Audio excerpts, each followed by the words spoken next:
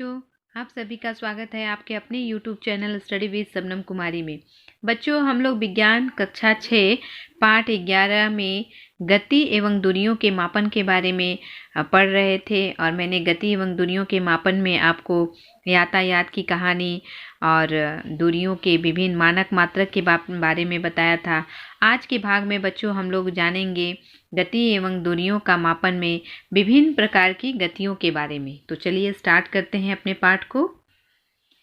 यहाँ देख रहे हैं बच्चों, हम लोग अपने पाठ में गति के प्रकार, जो विभिन्न प्रकार की गति हैं उसके क्या क्या प्रकार हैं, क्या क्या गति को हमें किन भागों में बांटा गया है, गति को हम किस प्रकार से वर्णन कर सकते हैं कि कौन सी गति कैसी होती है। तो गति एवं दूरियों के मापन में हमने बहुत सारी ऐसी जानकारी प्राप्त की जो हमारी गति से जुड़ी हुई थी।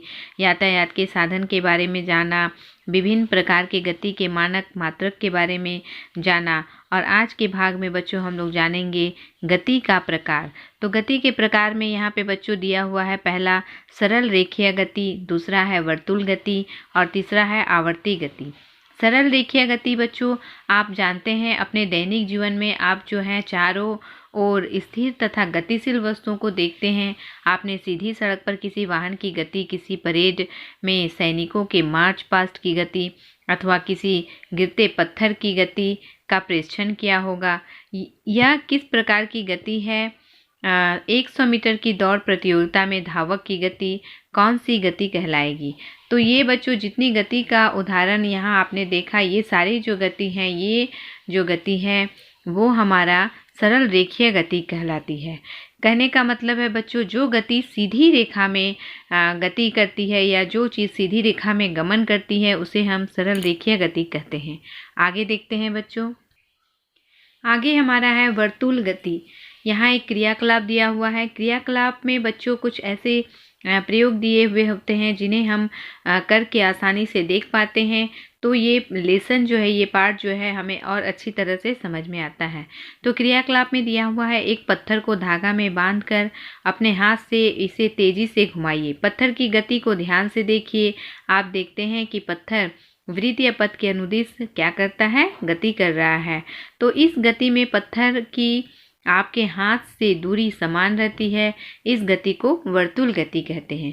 जो गति बच्चों, जो वस्तु हमारी वृत्तीय रेखा में एक गोला, एक सीधे मतलब गमन करती है, गोल आकार में गमन करती है, जैसे पत्थर हम बांध लेते हैं और घुमाते हैं तो हमारे हाथ से उसकी दूरी जो है बराबर रहती है, लेकिन वो पत्थर जो है गोल गोल घूमता है।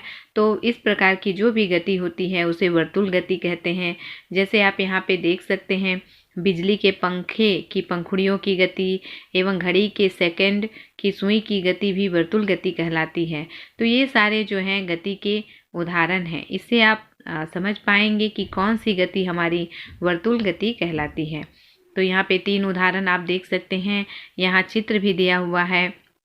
ये तीनों चित्र जो हैं ये वर्तुल गति के उदाहरण को बताते हैं, दिखाते हैं। यहाँ पे अंतिम में लिखा हुआ है बच्चों कि वर्तुल गति करती हुई कुछ वस्तुएं।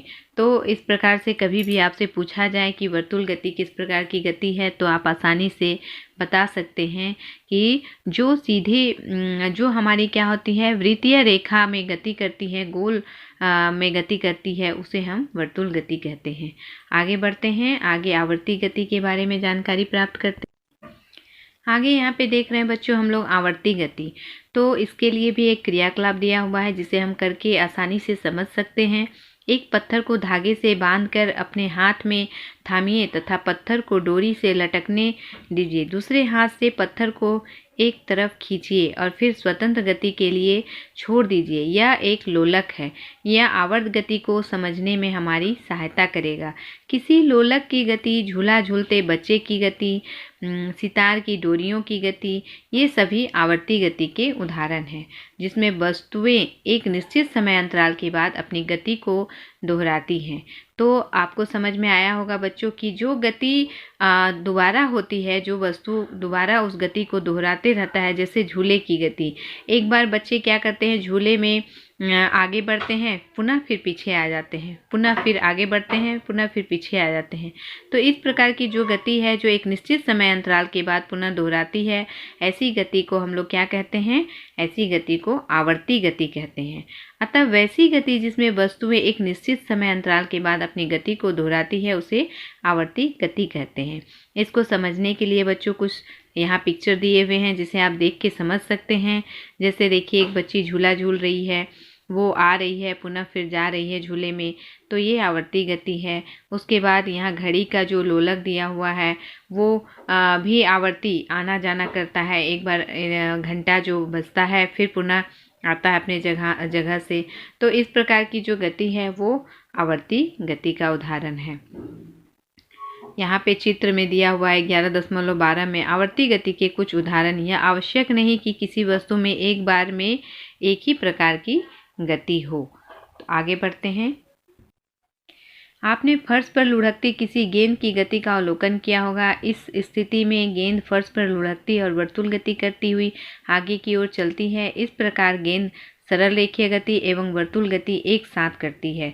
तो एक जो गति होती है उसमें दोनों एक साथ हो सकते हैं। जैसे कि फर्श पर लुढ़कती और वर्तुल गति करती हुई आगे की ओर चलती है।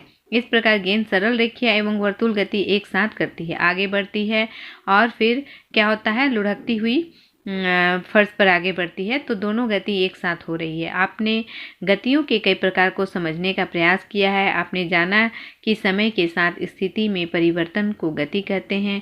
इस परिवर्तन को आप दूरी मापन द्वारा ज्ञात कर सकते हैं। अब वस्तु की धीमी एवं तीव्र गति को आप जान सकते हैं। हमारे चारों ओर होने वाली विभिन्न गतियों पर विचार कीजिए। तितली का पुष्पों पर मंडराना, पृथ्वी के चारों ओर चंद्रमा द्वारा गति करना, आपके शरीर में रक्त का गति करना, ऐसी कई गतियों के स्थिति एवं प्रकार पर आप चर्चा कर इसे और अच्छी तरह समझ सकते हैं। तो बच्चों, आज का जो हमारा पाठ है वो समाप्त हुआ। अगले भाग में हम इसके प्रश्न उत्तर को सॉल्व करेंगे। तब तक के लिए आपको बहुत बहुत धन्यवाद। आपको मेरा पाठ कैसा लगा कमेंट करके ज़रूर बताइएगा। और मेरा पाठ अगर आपको अच्छा लगे तो मेरी वीडियो को लाइक ज़रूर कीजिएगा बच्चों। Thank you.